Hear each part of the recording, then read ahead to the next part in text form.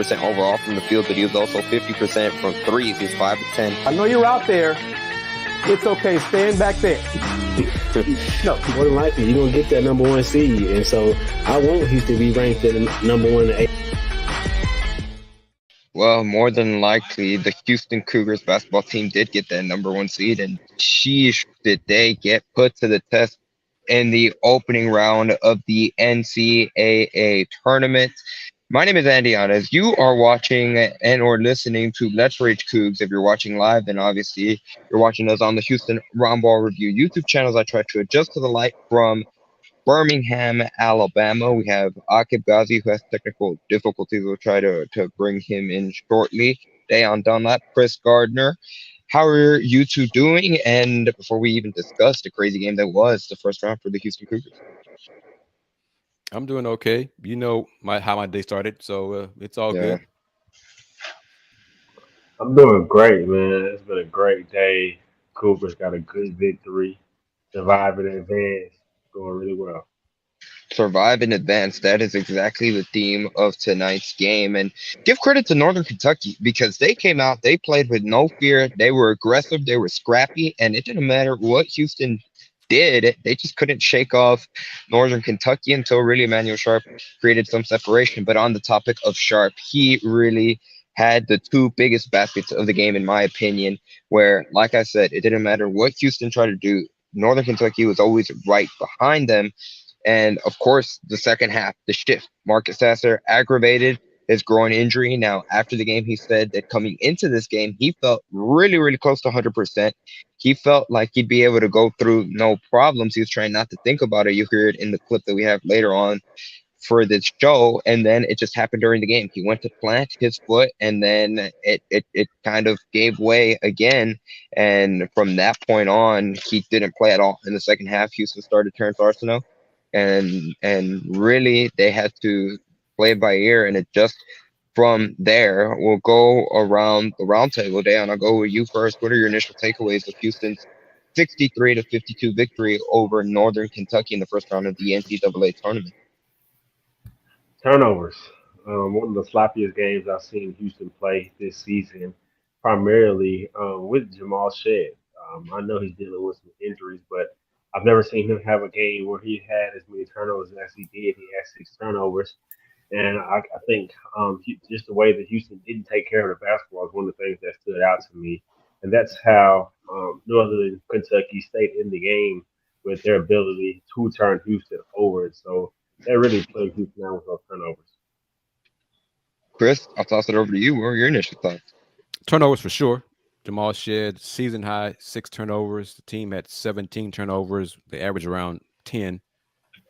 And then offensive rebounding in the second half, Northern Kentucky they threw up bricks and went and got them. They did what Houston Cougars do to opponents a lot. They missed shots and went and got them. And so those two were key factors why they stayed in the game. Emmanuel Sharp finally made 2 threes in a basketball game. It's been like a month since he did that. But the rebounding was a big issue the second half. Juwan Roberts, good for him.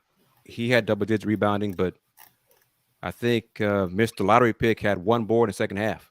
He had 5 in the first half. He scored points. But rebounding, y'all got to help out Juwan Roberts. It just can't be him by himself. So that goes to Jarris Walker, Jamal Shead, Jamon Mark, Emmanuel Sharp. If you're on the floor, it cannot be just Roberts crashing the boards.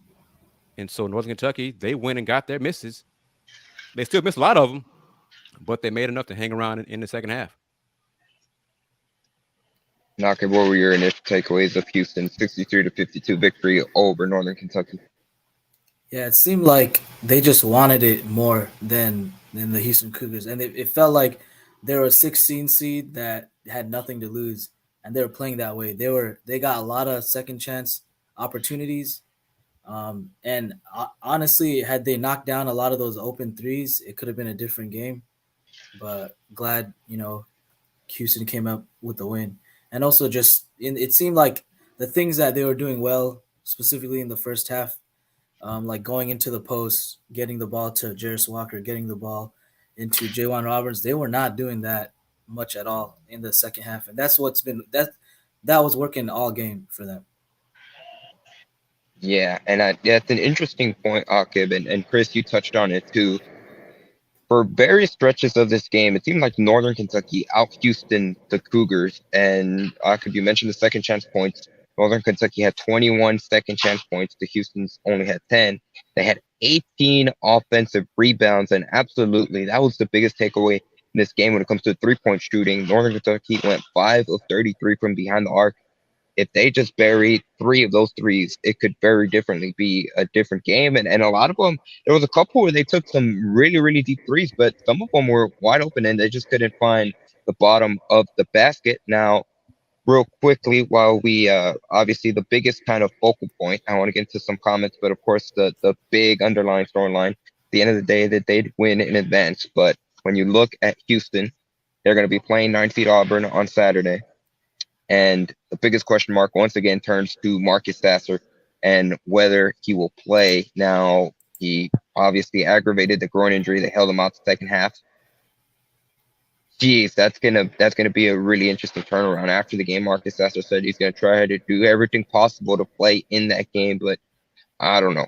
A 48-hour turnaround after missing a week, missing Sunday game, and trying to play through it, it's certainly going to be a big question mark. And Jamal Shett, too, he said that he felt like he hyperextended his right knee during the game, which I think occasionally it would look like he would be hobbled. That's a big storyline heading into an Auburn team that they look real good against Iowa. Kris, I'll go to you first. Marcus Sasser should not have played today. You know, he can say all he wants. He thought he was close on it. It's a groin injury. How many people heal from a groin injury in 5 days? I was very surprised that John Houston, Kelvin Sampson, whoever you want to say, played him in today's game. You know, you can say, well, Marcus said he's 100%. What else he's going to say? He wants to play. But again, how many of us, we're not doctors, but a groin injury heals in 5 days? Come on now. So I was very surprised. I was disappointed he played today. I was very disappointed he played today. That's easy to say, but we don't know the severity. We don't know the severity of the injury. We can, in hindsight, and say he shouldn't have played. No. I told everybody Sunday he shouldn't have played. There was no hindsight. I said he should have played. You can ask anybody in Fort Worth. I told him he shouldn't play today. There was no hindsight because of the injury type of the injury. You can shake your head all you want to. You were the one manifesting it. It's great to believe all those things. He's a human being. How many human beings heal from a groin injury in 5 days? It depends on the severity of the injury. I mean, well, it was so severe enough that he aggravated it by doing a slide move. So now he may not play Saturday. And kind of looking at how he did. He could have played. He could have sat out today and did the same thing next week, and that don't mean that he shouldn't play next week. That don't mean that he didn't have enough time to heal. He's not going to have enough time to heal. But playing today, he didn't have to play today. They won a second half without him by 8 points. Without him, he should not have played today. He also just looked defensively. He was getting blown by. Yes. First half, rebounding, offensive rebounding as well. Offensive rebounding as well. He allowing a lot of. He didn't block out because he couldn't move. Yeah.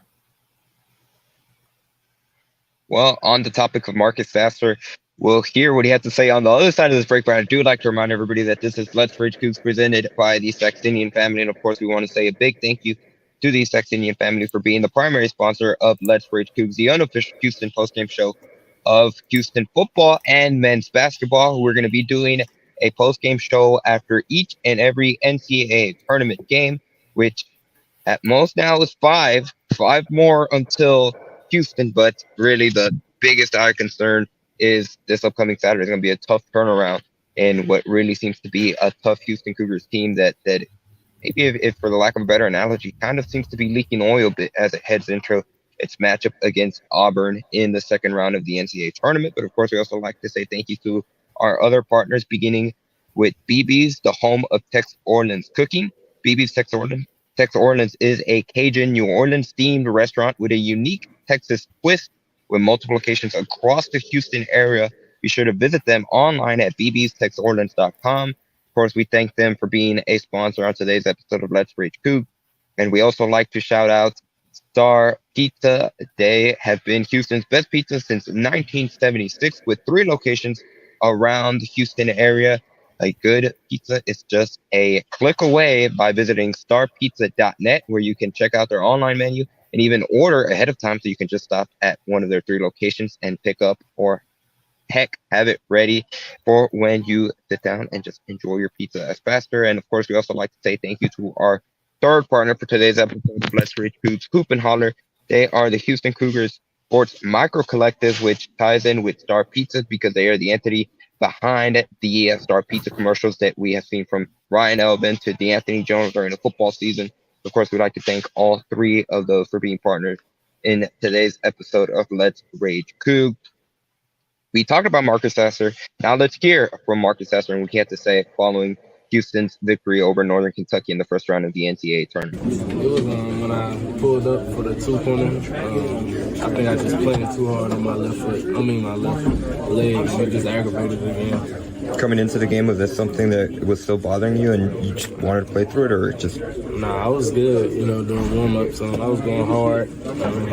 Even the first 5 minutes of the game, I was just trying not to think of matter I was going. And I was in the flow of the game, so I was good. But then when that happened, I felt the pain again a little bit. Would you say it's worse or about the same than last Saturday? What was it like out there the first time? It ain't worse, but it's not. It's probably the same, but I feel like I'm getting better though. So I feel like the treatment that we'll do, I should be good by Saturday. Can you talk about Emmanuel Sharp and the 2 threes that he hit? Yeah, that was big time. I feel like that's what helped us get that lead, helped us get that run, and we just built it off that. He's a freshman, but he was made for the moment. He was built for the moment. So them 2 threes is big for me. Did you gotta give him a message or anything like that? Because I think it was like a timeout right after he hit that second one, because that was the first time it kind of gave you guys separation. Just keep shooting. That's his best attribute on this team. That's what helps us win. And I feel like if you just play to your strengths, we'll come out with the dub. Would you say for him specifically, it always seems like he has that natural confidence about him? Yeah. Like the moment's never too big for him. Yeah, he always been like that. Since he got here, he play against us every day. So I feel like his confidence just go higher and higher. And we always tell him just play like you in high school. That's something that we tell all the freshmen. So he played like he was in high school. He didn't hesitate. He let it go. So I'm proud of him for that. Specifically about Northern Kentucky, you got to see them in the first half. What was it? Something about their defense that was really challenging, just because you don't see it often. Right, they had like a weird matchup zone, but it worked. It was a good zone because it was like a matchup zone. So what you thought was open wasn't open, and then they switched everything. So it was just kind of hard to find a rhythm with that defense they was playing. The next 24, 48 hours for you, I'm sure it'll be a lot of treatment. Yeah, definitely. A lot of treatment, a lot of rehab, ice ups, stems, this whatever I got to do to be ready Saturday. Once again, that was Houston Cougars senior guard Marcus Sasser. So touched on a couple things. I do want to focus specifically on the injury portion where he mentioned he felt he was 100% heading into the game. He didn't want to think about it in the first 5 minutes, and he said that he just didn't plant his foot right. When he went to plant his foot, that's when he felt the pain again during this game, and he didn't say that it feels worse than it did when he initially injured the groin on Saturday. But if anything that stood out to you about Marcus, specifically about talking about his injury, you heard him at the very end. He's going to try to do everything possible to play Saturday, which I just don't know how realistic that would be. He's going to try to play it, and I commend him for that. Adrenaline is a powerful drug. Warming up, he feels good. Okay? And then if he plants, that's part of defense. If he does a jump shot, that's part of come to a stop on a jumper. If he can't do that without pain, then he's not going to be healthy until his NBA career. He's going to do what he can. He can try and gut it out Saturday. Coogs find a way to win Saturday and get a few more days off. And the days off will help him more than stem in 24, 36 hours. Aqib, anything you want to add about his injury before we kind of segue into really Northern Kentucky's defense and the struggles that they posed to Houston, because they did force a lot of turnovers against Houston. Yeah, I can agree with Chris's sentiment. Like, I would rather him, not play, just because it could be to the detriment of the team. You still have some bodies in Emmanuel Sharp and Terrence Arsenal, albeit they're just freshmen and they're still very very fresh when it comes like to the defensive end. They make a good amount of mistakes still, but I would rather see them get some more minutes. We know, I mean, we feel for Marcus Sasser. This is the reason why he came back this season. Honestly, he wanted to experience the NCAA tournament. That's really all the main reason it was, because he wanted to be the guy leading this team to a championship. And if you're not going to be able to do that with an injury, I'd rather you wait a week and see how things heal up. Auburn, I mean, we'll probably talk a bit about them ahead, but I think it's just best for him to sit out.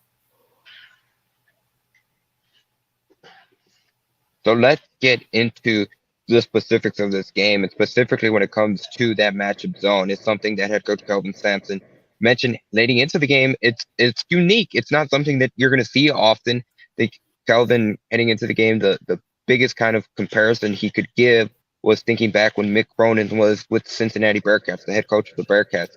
And really the biggest challenge, the best way to phrase it is chaotic. Sometimes it seems like they switch everything. Seemed like they were fronting and trying to make for Houston to be able to make good passes. They had to pass it over the top of the defense, which sometimes it worked. And Houston's forwards, Jawan Roberts and Jared Walker, got a lot of easy dunks and layups. But sometimes, and especially when up top the guards would pressure, you would see passes from the guards leading into the front row of the stands. And that really gave Houston problems. Coming into the game throughout the regular season and even the conference tournament, Houston averaged just over 9 turnovers a game. But in this game against Northern Kentucky, they had 17 uncharacteristic from a team-wide standpoint. And that was a big reason why Houston could never put away Northern Kentucky, because they always had that to kind of keep them in rhythm. Because to be honest, the Northern Kentucky never really hurt Houston with their first shot. It was a lot of turnovers and second chance points. Go ahead, Deion. Yeah. Turnovers definitely did aid Northern Kentucky. A lot of offensive rebounds was long rebounds because it was long shots. And so it wasn't a lot of typical offensive rebounds that's close to the rim. It was a lot of weird long bounces, and then kind of where the defense is blocking out and it bounces over the head of the initial block out. And so some of that played into account, but some of it was their aggression to get a lot of the offensive rebounds to aid their offense. But Houston did a good job of defending, forcing them into tough threes and contesting all of their 3-point shots. So I give Houston the credit for the defense, the way they was able to defend their offense and their ability. But I think that zone, what really was tricky defense, because sometimes it looks like man in a matchup zone. Sometimes it looks like designed to look like a man, but you're matching up with the players in your zone. And they did a good job of giving Houston different looks. And Houston didn't execute enough of getting the ball inside. Like you just mentioned to your point, Andy, sometimes those over the top passes will go out of bounds, or the defense will be able to help and not get a clean pass for them to go over the top. I think it's just more of a conscious effort to get the ball inside. And it was kind of goes back to my point, I think maybe last week when Houston showed last year, once they had the injuries, they kind of switched and played more of an outside in game with the post. And I think there's something to be a focus going on throughout the rest of this tournament. I think the junk defense, and I'm not saying that to be mean North Kentucky, it's just a different type of defense. They mess things up, muck things up. The Cougs were rushing just a tad bit. Jamal, some of his passes, you try to do an alley-oop lob, just a tad bit too soon. Reggie Chaney on his high-low pass, just a tad bit, just wait a beat later for Jarris to get open and then throw a better pass. That's things that they sped up just a little bit too much for the turnovers, and yet they still shot 50% in the game. So the turnovers, some of them were Northern Kentucky, but some of them were just going too fast. And the rebounding, the long rebounds, that's when your guards got to rebound. That's where the guard, you got your bigs close to the basket. That's when your guards got to get those longer rebounds. That's where I say Emmanuel Sharp, Jamal Shed, the guys on the perimeter. Y'all got to get those rebounds, those long rebounds, and those quirky bounces. Y'all got to help out the big boys when they're not able to get those long rebounds. Yeah, it was a little bit of ball watching for sure from the guards a lot of the times. But I just thought this team did not play the same style of play that we're used to, where they just slow things down, hold the ball, get the. I mean, they were getting good shots. Like you said, they shot the ball decently well from the field. But the two things that they do better than that they do the best in the country is taking care of the ball and then offensive rebounding. They didn't do those two things, and anytime this team doesn't do those two things, like, it's going to be a tough win, and we saw that today for sure. Real quickly, I do want to add on to this point, and Aqib, you absolutely hit it on the head when you think of Houston and the three pillars that kind of Kelvin Sampson always reiterates: defense, rebounding, and taking care of the ball. They really struggled in two of those three areas, specifically with rebounding, taking care of the ball, like you guys all mentioned. But when it comes to pace, something that head coach Kelvin Sampson was kind of imploring his team throughout the game was for them to continue to pick up the pace and speed up. They played too fast. They were a little bit too impatient on offense, because at halftime, Coach Sampson said he wanted to see the ball swung around the perimeter, go from side to side, make that extra pass. Instead of making an extra pass, they stopped and made that second pass. One more pass would have been open, because your defense would have been moving around, and a passing is faster than a human being with the ball movement. Quick passes, reverse the ball. North Kentucky, they were strong on one side, reverse it to that weak side, would have had a lot more open shots. That's where we got Emmanuel Sharp those two open threes in the second half. Yeah, I think off of misses, Houston didn't play fast enough. I think Northern Kentucky did a good job of speeding Houston up after their makes, or when Houston was taking it out of bounds and they're able to set the press with off of missed shots. I don't think Houston played fast enough, because when they play in transition, it enables them to not go against a set defense, and that's to their benefit, especially the way Northern Kentucky was able to move and kind of disrupt their rhythm in the half court. And so I think that's probably what a point of emphasis that Coach Sampson will do against Auburn is off of misses, push the ball more in transition, so you don't have to go against a set defense time in and time out. You want to create some of those non-scripted offensive points. And Houston has the ability to do that. I think that will aid Jamal in his ability to collapse the defense, get inside, and do all things that he can do. And I think also it'll aid Tremont. I think too many times in the game, he settled for threes when there was time he could have penetrated the defense, either got to the rim or got to his mid-range game. And I think if they play faster, it's enabled him to always not have those times where he catches and has to make a decision. He could just play more freely and get inside, because Houston's going to need him to be more efficient and make more shots, because he has the ability to do so. I just think tonight he settled for threes, and where there was opportunity for him to collapse and make a play, whether it's for himself or other people to score. Agreed. Tremont, I think you said a key. He settled for threes too much. Zone defenses, you can collapse a zone, penetrate the zone, just get in a little mid-post area, free throw line, extended area, and then they collapse around you. Then you can kick it out to your open teammates. Tremont settled for threes, and when he's not knocking them down, it hurts the team. And Tremont is a good free throw shooter, so he's aggressive. He needs to be aggressive. He did not attempt a free throw, so that's an indication of him not getting in the paint, not him attacking the basket. They need him, especially if Jamal's got the banged up knee. Tremont's got to be able to get inside the paint and be the facilitator. So it's on him. A lot of things on his plate, but he can do it because we've seen the skill set. They need him to deliver now. Marcus is banged up. Jamal's banged up. Tremont, you got to carry your weight, man. This team needs you right now. Nah, Dayon, you totally hit the nail on the head with that. It was just with Tremont. We know what his bread and butter is: getting to the paint, that little mid-range jump shot. It's it's pure. Like commentators, they say this time and time again. That's his shot, and when he gets to that shot, no one can stop that. And I felt like he just settled way too much. I thought he played great defensively. He moved his feet very well laterally. He was getting a lot of stops.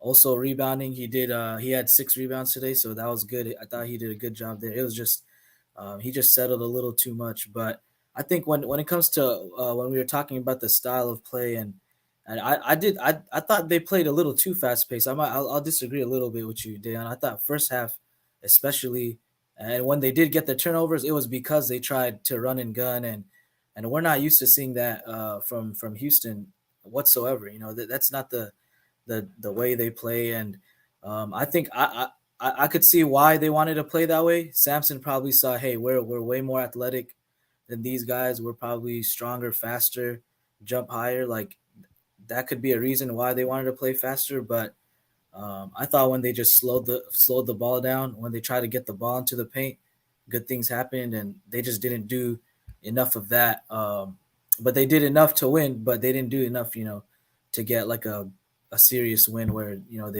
they should be blowing out a 16 seed team. Real quickly, Kris, I'll pause it right there because I do have to give an ad break as I have to find a new space inside of the Legacy Arena here in Birmingham, Alabama. But I'd like to remind everybody that this is Let's Rage Coogs presented by the Saxenian Family. We want to give a big thank you to them for being the primary sponsor of LRC for the duration of the men's basketball season. They were here from day one, and they will be the primary sponsor until the Houston Cougars play their final game, which could be up to April 3rd. Of course, we also like to say thank you to our other partners, beginning with Hoop and Holler, the Houston Cougars Sports Micro Collective. They're the entity behind the Ryan Elvin commercials, which, by the way, had a great cameo with Dejan Jarreau. The Anthony Jones commercials, they had a NIL deal with Layla Blair. So they are doing good stuff in the name, image, and likeness space when it comes to the Houston Cougars.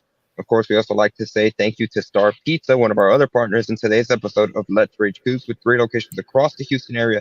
Star Pizza is Houston's best pizza since 1976. Be sure to visit them online at starpizza.net, where you can check out their menu and also even order ahead of time so you can just pick up on the go. And last but not least, we also like to say thank you to BB's, bbstexorleans.com, where you can check out their online menu, check out the various locations across the Houston area. Once again, that BB's Texas Orleans is a Cajun New Orleans themed restaurant with a unique Texas twist. Now, on that note, I will send it over to Emmanuel Sharp and what he had to say, and Dayon, Kris, and Aqib will discuss on the other side. Looking at that win, certainly wouldn't have won a beauty contest. Yeah, but hey, a win is a win. Pretty or ugly, we came out on top of that. It just looked like you guys were just off a tick. Maybe couldn't get into a rhythm. How would you diagnose some of the issues? I mean, just we got some of the injuries, and we still got stuff to work on. But we're gonna go back and watch the game and see what we have to work on and bounce back next game. How good did it feel with those big buckets that you had in the second half? Good. It was good for my confidence. It gave us the confidence we needed to finish our game. Did you feel that there was a spark after the Yeah. Sure. It gave us life. I felt like we were drained a little bit throughout the whole game, but that picked us up. No, you're fine. Kelvin kept saying the movement. Was it you think y'all were going to be able to you guys, or what they were doing defensively, or a combination?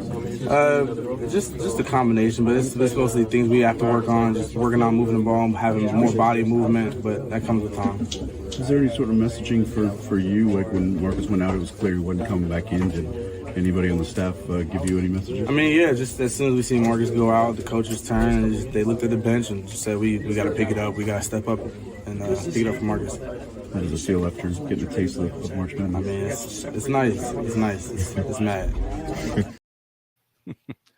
And Andy is literally walking around the arena trying to find another spot so he can rejoin us on this edition of Let's Rage Coogs. But just your thoughts of what Emmanuel said, those comments he made to the media in the locker room, guys. Yeah, I thought definitely about the confidence. That's just something that you, like you said, had it really been a month since he had made more than a 3? I think February 16th, something like that. Yeah. Okay. Wow. Well, like what a game to have two back-to-back threes, and like they really I really felt like that was the game changer. Although they Northern Kentucky rallied a little bit, made it into I think a 5-point game later on in the game. I still think that those two threes, midway through the second half, those are huge, and for his confidence, it's great. But we know Emmanuel Sharp is never lacking of confidence. I mean, on the other end, you have Terrence Arsenault, who I'm seeing some confidence issues with his shot, but that's why Emmanuel Sharp was there in the game at that moment, and he proved like why he was there. He hit those two big threes, and they really needed it. Yeah, those were momentum threes. I think that really swung the momentum to Houston, despite with the scoreboard really what it was. You could just feel the momentum for Houston. Not only what it did for them as far as confidence, but not only it gives them a floor spacer because they were in dire need of someone to space the floor, especially without Marcus on the floor and Tremont not making shots. You need that other extra person to spread the floor, and that also helps out the post to give them the space. Because Jarris, at some point, we got to talk about Jarris. I mean, because he was dominant from the first half to the second half when he started getting touches. We got to talk about the post and Jarris, what he produced. And you said two things right there. When he started getting touches, he didn't get enough touches. I mean, Jamal took 15 shots. Juan and Jarris combined to take 14. I don't like that ratio. But Emmanuel Sharp, I was glad maybe because it was out of necessity, but I was glad Coach Sampson stuck with Emmanuel, even though Emmanuel got his ankles broken in the first half. So what? That happens sometimes you play defense.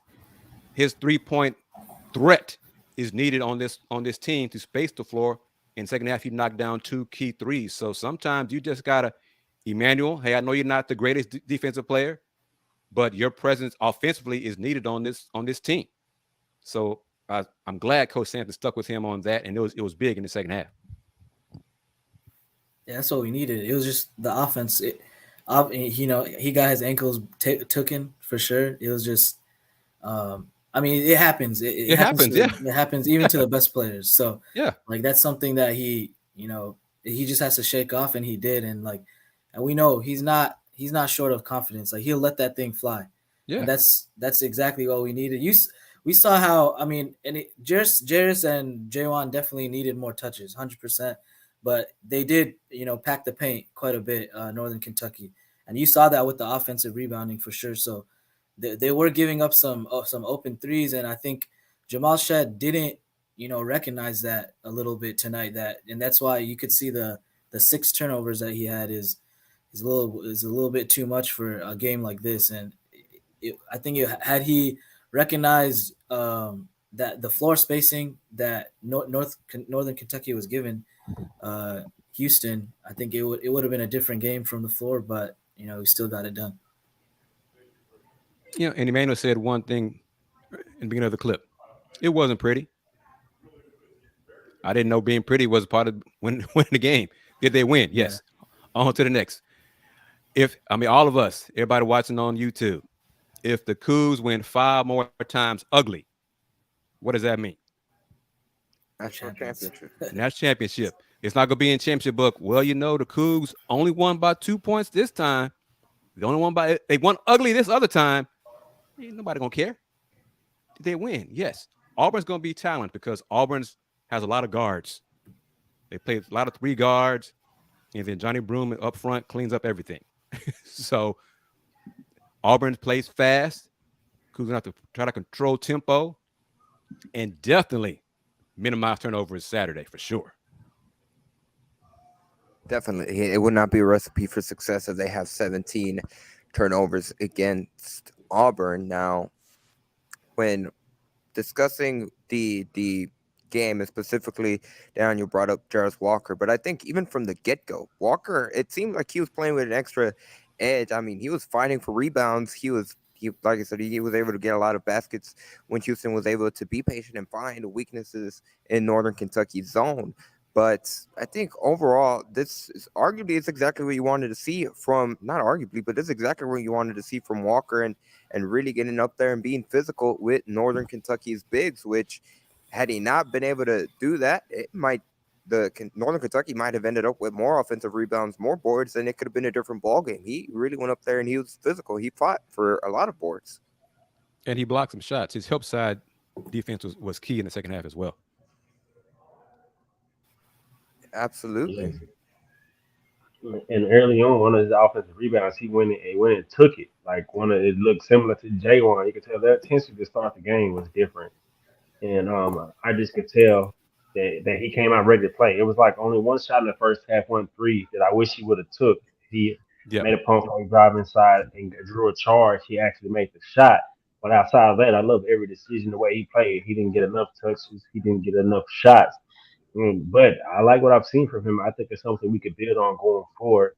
And Auburn, I've seen them play maybe 4 or 5 games this year, and they have some solid guards, but they don't have a go to player, anyone that scares me. Wendell Green is a really good player. Now he have the ball in his hands a lot of times down the stretch, but they don't have any guards that's their go-to player who's just a tremendous scorer. A lot of solid guards. Flanagan is a good driver, but I think Houston will be able to turn them over. And that's something Houston does really well is to keep don't take care of the ball and turn opposing teams over and get points off of those turnovers. So I think we'll see a little turnaround. Houston will play more traditional team, more of a man-to-man team, and they'll be able to turn them over and guard them anymore. But all of Houston guards today, outside of Tremont Mark, kind of had problems keeping the ball in front of them, and that's something that Houston has plagued them throughout this season. And so that's something we have to keep an eye on. And Houston could potentially play some of that zone because Auburn's not a great 3-point shooting team. They have a couple players that are capable, but they're Agreed. on a great 3-point shooting team. So I really like this matchup with Auburn. And KD Johnson for Auburn, he has, I guess you can really call it a tendency. He is very emotional, and he can lose himself in a game and hurt his team. So that might be bad turnovers. It might be a bad 2 or 3 bad shots. It might be a technical foul, but he does have a tendency to play out of control at the wrong times to the detriment of Auburn, but to the benefit of the opponent. So I think that's a factor to look for in Saturday's game as well, because he does play out of his. Sometimes, man, what are you doing? What are you thinking? It's not all about you. So if the Cougs can get in his head, that'd be another plus for the Cougs. But I agree with Deion. I think a zone defense for Houston, we're going to see it 3-2 a little bit, mix it up a little, because you might have some wounded. We know we're going to have some wounded guards. Might need to help them out.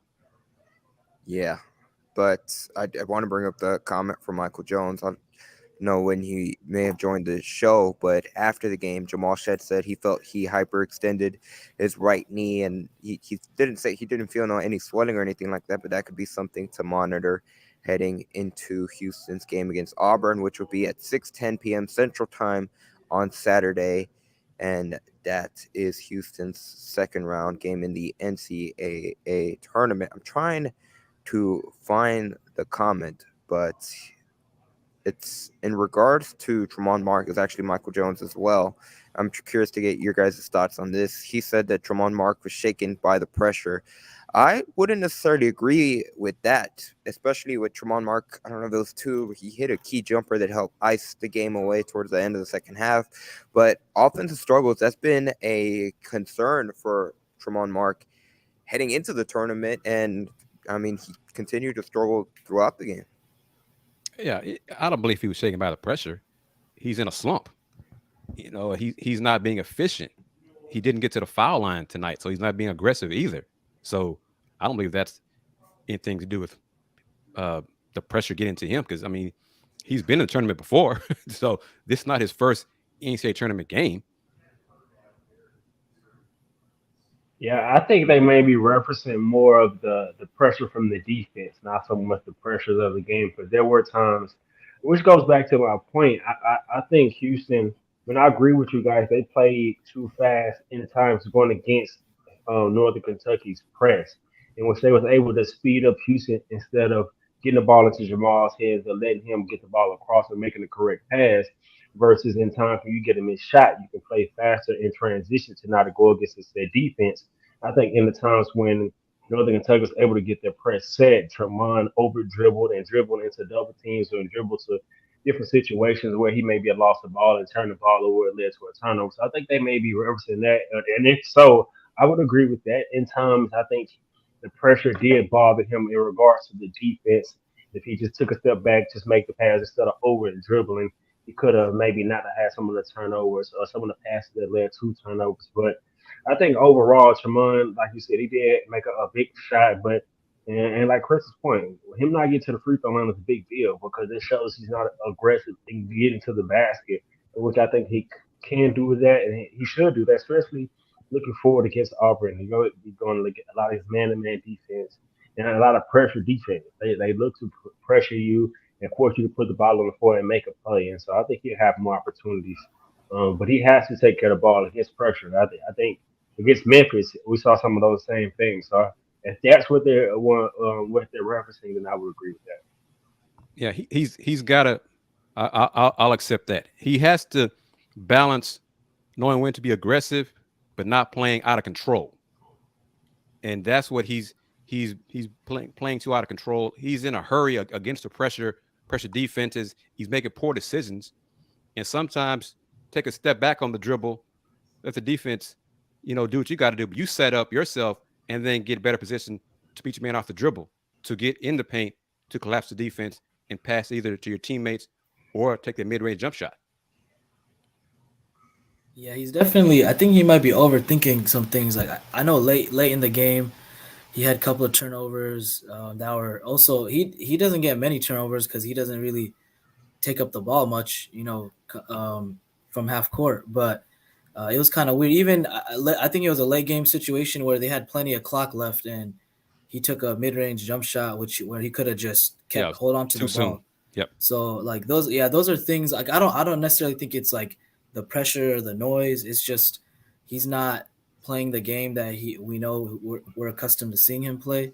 And I don't know what the game plan is I'd like to know from Samson, and maybe you found a little bit about that, Andy, but was it to, for everybody to pressure more offensively, or was it to lay back a little bit, you eat up some clock? So I'm not exactly sure, but these games are definitely a test for him because he's going to have to take a bigger role next season if he does, of course, stay, especially with Sasser leaving. And then, of course, Jairus is probably gone, he's definitely going to he might be that guy they're going to lean into after Shed. I know Shed's going to definitely he's going to take some more shots. I don't think he has any problems doing that, but we're going to see definitely Tremont being tested, and he's going to have to fit himself or mold himself into that role. Absolutely. Real quickly, I'll put a pause on it. We'll hear from Juwan Roberts on the other side of the break, but I do want to take this moment to give me a second to plug it in here. Plug ourselves, the Let's Rage Cougs merch. Like I mentioned, you are watching Let's Rage Cougs, the unofficial Houston postgame show of football and men's basketball, of Houston football and men's basketball. And now we have our own Let's Rage Cougs line. There are two different lines, the Let's Rage line and the There Will Be Rage line, both available in a hoodie or t-shirt, and both available in 3 different colors. These are designs. The back of the hoodies and or shirts say Let's Rage Coogs, the unofficial Houston postgame show, streaming on YouTube. Of course, you're watching this on the Houston Roundball Review YouTube channel. Like I said, it comes in 3 different colors. It comes in all different shapes and sizes, and it is one way to help out Let's Rage Cougs. So of course we want to plug that in, and the quickest way to help out the show is by hitting subscribe and hitting like on the Houston Roundball Review YouTube channel. Once again, this is Let's Rage Cougs presented by the Saxenian Family. Heading into the final segment, we'll kick it off with Juwan Roberts and final takeaways of Houston, Northern Kentucky, and any final look aheads at Auburn. All right, Juwan, you guys got the first one out of the way. Your initial takeaways from that one, because man, Northern Kentucky, they put you guys in a dogfight. Just settle in. You always know the first game is the hardest. Everybody's still getting their feet wet. I just feel like we stay together even when they went on runs, and we came out with the win. What would you say was the biggest kind of obstacle or challenge that they posed for you guys? Because it seemed like you guys could never create separation, especially in the first half. Just offensive rebounds, turnovers. I feel like they wanted the rebounds more than us, and they sped us up. We wasn't ready for it, but we made some tough plays down the stretch, and we came out with the win. In regards to those plays, a big player that came in and really created separation for you guys was Emmanuel Sharp. How big was he as a freshman to be able to step in that role and then really help lift you guys? Just playing with confidence, knowing he's one of the best shooters on the team. We need him to shoot, even if he misses. He gives us the opportunity to get the rebound, and I'm just glad that he didn't turn it over, and he got a shot at tempo. Going forward, obviously, you guys got the first one out of the way. What's kind of the biggest takeaway heading into quick turnaround? You guys have to play Auburn in a few days. Get healthy, as fast as possible, just stay together. We know what type of game it's going to be on Saturday, and we're ready for it. We just got to come to play and not duplicate what we did tonight. Once again, that was Houston Cougars forward Juwan Roberts. As I'm listening to the tape, my biggest takeaway is that I need to stop saying after every time Roberts talks. But I digress. Obviously, he's talking about the biggest thing looking ahead at Auburn is getting healthy. Obviously, that's the big component to it. But I think from a analytical standpoint, looking at it from our perspective, one thing that cannot happen again is to allow, obviously in this case it was Northern Kentucky, but allow the other team to out Houston the Cougars. And that's something that Northern Kentucky did for various stretches throughout tonight against Houston. And, and that should not happen. I mean, because, we can say it cannot happen, but it should not happen for the Cougs to be out-Couged. And Auburn, they have issues. They're not a great offensive rebounding team. Johnny Broome is their rebounding, really. Flanagan from the guard position as well, but Johnny Broome also blocks shots. But the Cougs have to limit turnovers and just play Coug basketball. Limit turnovers and do a better job on the boards. And if they do that, they should still find a way to win, even though it's going to be basically a road game for them in the second round. No, Kris, that's a big point where the Legacy Arena, when it was Auburn and Iowa leading into this Houston game, this is an NBA-sized arena, and it's similar to Memphis at the FedEx Forum. A good majority of this arena will be cheering for Auburn on Saturday when Auburn hit a dunk in the closing seconds of the game. I think they put them up 78-71. The crowd exploded, and you could audibly tell that it was a full in support of the Auburn Tigers. So that's going to be something that could potentially play a factor. Now, hey, Houston was undefeated on the road this season, so maybe it'll make them more comfortable. But that's certainly going to be something to monitor heading into Saturday's game. Yeah, for sure. I just definitely want to touch on like the positives. If you're looking at UH versus Auburn, there's two things that UH is not good at is free throw shooting and 3-point shooting. Like we all know this, but Auburn is worse than UH at both those things. Yep. So I like UH's chances even with the banged up team because we might not have the 3-point shooting, but neither do they. And then I feel like UH is a better rebounding team than Auburn. Like Kris said, Johnny Broome, who we've seen him play very well the last couple of seasons. With Auburn, he's been one of their best players. He's a good player, but if you can shut him down, it's going to be very hard for Auburn to get a win against UH. Yeah, I think Jerry. I really like the matchup with Jarris. I don't think they have anyone that can guard Jarris. They pretty much have 4 guards and 1 big on the floor. So I like the matchup with Jarris. I think they'll be a focal point to pound the ball inside with Jawan and Jarris. And I think Houston's overall better team. I like the matchup overall. I think Jamal Shead will be the best guard on the floor and the best point guard, like in Belton with Green. He's not a decision maker. He comes up big in clutch time moments. He doesn't shy away from the moment. I think he will play a smarter game, more of a cleaner game, and I think the team will as well. And so I think Houston's bigs and their ability to get points in the paint will be the differential But Houston's going to have someone to make shots. You got to make some outside shots to kind of settle that defense down. And to Chris's point about KD Johnson, I think that's part of his identity and the identity for that team. They want him to play on the edge because kind of similar to who I would say from Houston, maybe Nate Hinton played with a relentless edge like that and relentless energy. But at times, like Chris said, it can hurt his team because he makes some boneheaded plays. So Houston just has to control the pace of the game, take care of the ball, not allow Auburn to get points in transition and force them to execute in the half court set. And so I like the matchup. I think Houston is a better team, must play a cleaner game. I do want to bring up this comment by King Jaja. He's more worried about the health of the team than the opponent.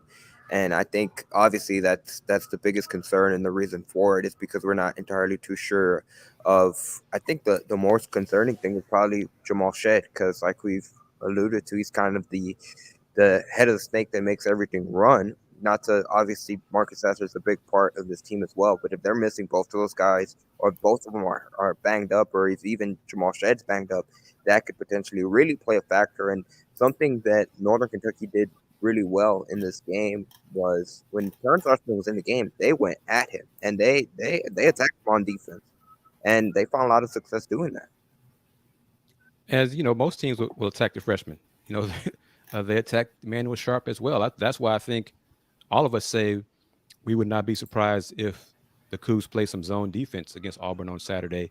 It might be better a defensive lineup situation for the Cougs, if Jamal and Marcus are not. Well, they're not going to be 100%. So you might have to see some zone and just use Emmanuel's length and Terrence's length instead of the footwork. So we might see zone defense in Saturday's game against Auburn. Yeah, I just want to add. Last time I checked, if we're gonna count this as a road game, UH is the best road team in the country. I don't think they've lost a game on the road this season. So I like our chances, but it's just, again, like, the health is such a big factor, especially in March. Like, I don't think there's a more important factor than the health of the team, and it's not looking too good, but hopefully we hear some good news in the next day or so. Chicken teriyaki, chicken _ boy might have joined the show late, but Jamal Shead said he felt that he hyperextended his right knee, and that's all he pretty much gave. He didn't say he felt any swelling or anything like that. Just but really it's bothered him, so that's going to be something to keep an eye on. And tomorrow's practice ahead of Auburn will be closed to the media, but obviously they have to speak to reporters, I believe, sometime between 3:30 and 4 p.m. Central Time. So that's going to be more updates on the two guards and just overall Houston as a team as they prepare for Auburn. But that's gonna pretty much do it for today's episode of Let's Rage Cougs as we start to wind things down. Once again, the final score from inside Legacy Arena in Birmingham, Alabama. The 1 seed Houston Cougars are victorious 63-52 over 16 seed Northern Kentucky, and it is the NCAA tournament. So at the end of the day, like we alluded to at the beginning, we survive and advance. That's what Houston did, and now they move on to the second round. I'll go around the table. Kris, you just happen to be the first one on my screen, so I'll go to you first. Anything you'd like to add about this game, potentially looking ahead to Auburn and where people can find you? The Cougs they're banged up at the worst time of the season, but, this is the hand they're dealt. They're going to have to just find a way to win, find a way to minimize mistakes, minimize turnovers, do a better job on the boards, and hit timely 3-point shots. They can still win Saturday against Auburn, even banged up. And I think they're going to do so. They're going to find a way to win. And ugly, pretty, whatever. The Cougs will find a way to win Saturday, and then we'll talk about them advancing to the regional round after that. But I'm on Twitter at @TheHRReview, website HoustonRoundballReview.com, and, of course, Houston Roundball Review on YouTube. Yeah, I think it's just going to have to be a next man up mentality for this team. It's, health is a big factor, but I think they have some time to think about how they're going to game plan with Sasser being potentially out next game or being limited. And I see us getting a win. It's probably gonna be a gritty win. They're gonna have to, put in some, blood, sweat, and tears for this win. But I think they're gonna pull it out. And you can find me at Aqib Gazi MMA at Twitter and on Instagram.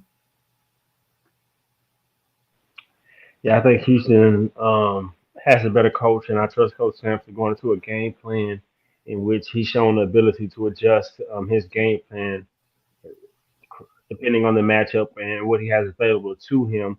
And so I think a bit emphasis getting the ball inside to the post players with Jarris and J1 and playing off of them. And I think Jamal's ability to collapse the defense, get 2 feet in the paint, and also create for others will be big. But it's going to be apparent that Jamon makes shots and create shots for others as well.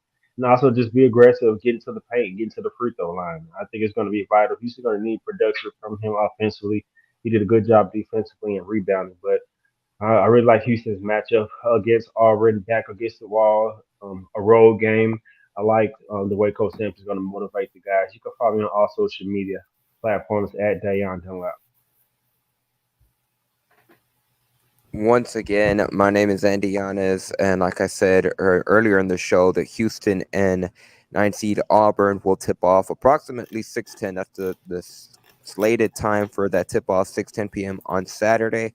We'll know more about the health of Marcus Sasser, Jamal Shed, overall the state of the team as they head into their matchup against Auburn in Birmingham on Saturday. But for those of you that may just have stumbled upon Let's Rage Coogs for the first time ever, we hope that you stick with us for the remainder of Houston's run, however long that lasts, which could at most will be 5 more games. At the very least, we will be back on Saturday to discuss everything that happens between Houston and Auburn. Once again, the final score from inside of Legacy Arena: the Houston Cougars are victorious 63-52 in the first round of the NCAA tournament, and they'll be back on Saturday to take on Auburn. As always, Dayon, you get the final word. Go Cougs, baby. Survive in advance.